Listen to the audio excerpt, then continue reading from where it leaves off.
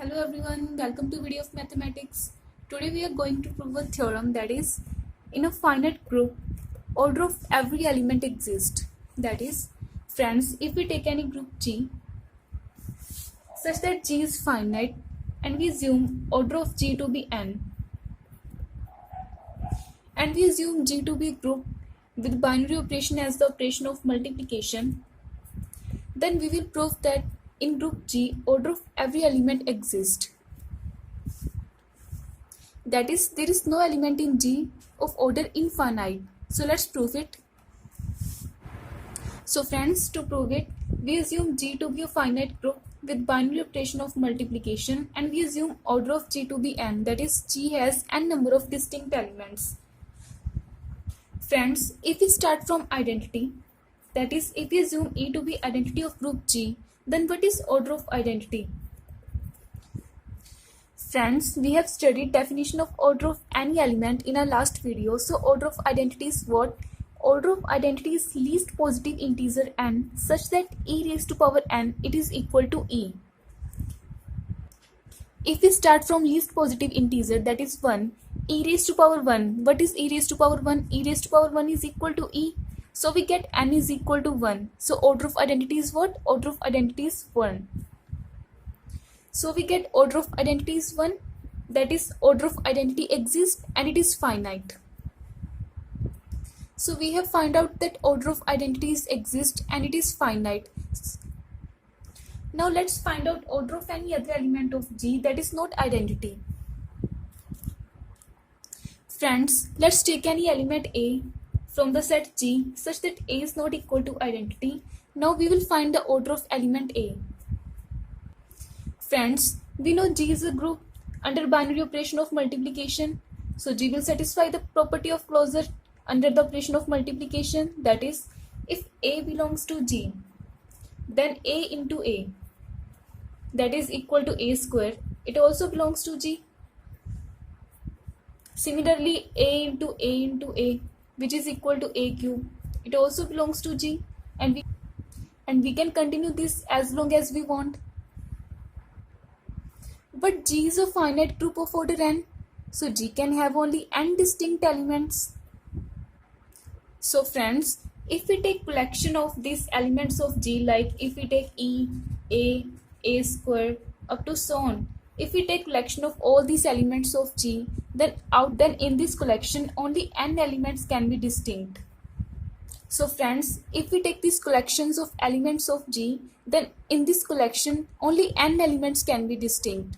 So what we can conclude from here, that after some finite elements, rest of the elements will start repeating. That is, rest of the elements are nothing but the repetition of previous elements.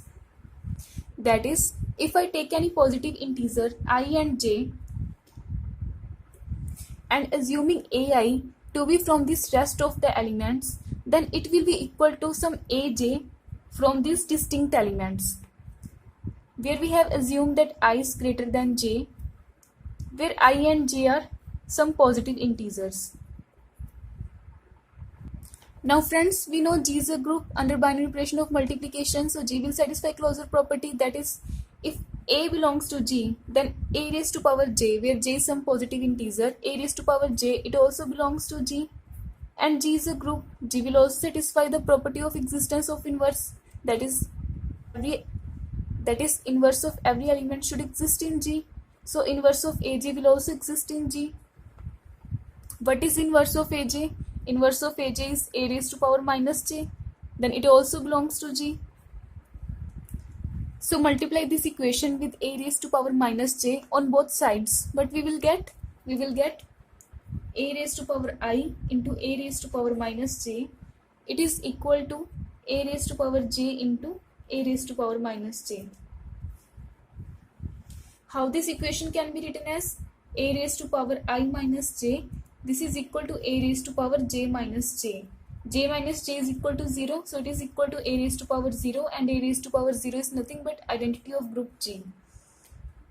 Friends, we have assumed that I is greater than j. So if I take I minus j to be m, then m will also be in positive integer. So what we get here, that A raised to power m is equal to identity. where m is some positive integer.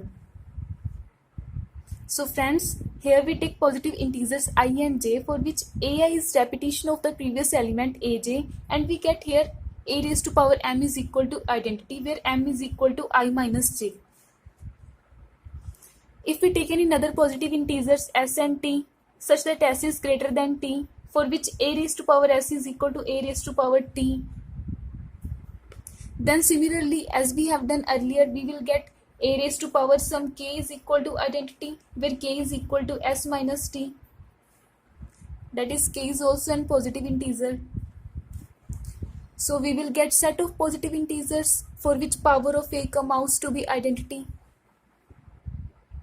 So friends, if we assume this is the set of positive integers for which power of a comes out to be identity, so friend, this is the non-empty set of positive integers, and by well-ordering principle, we know this set contains a least element.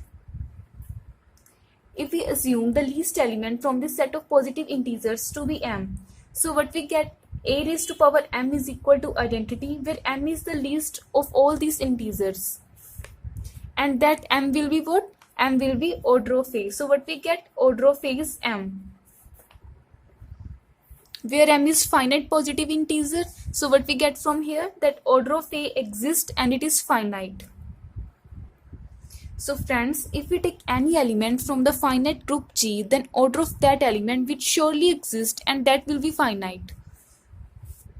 So here we have proved the theorem that in a finite group, order of every element exists. So thank you for watching this video.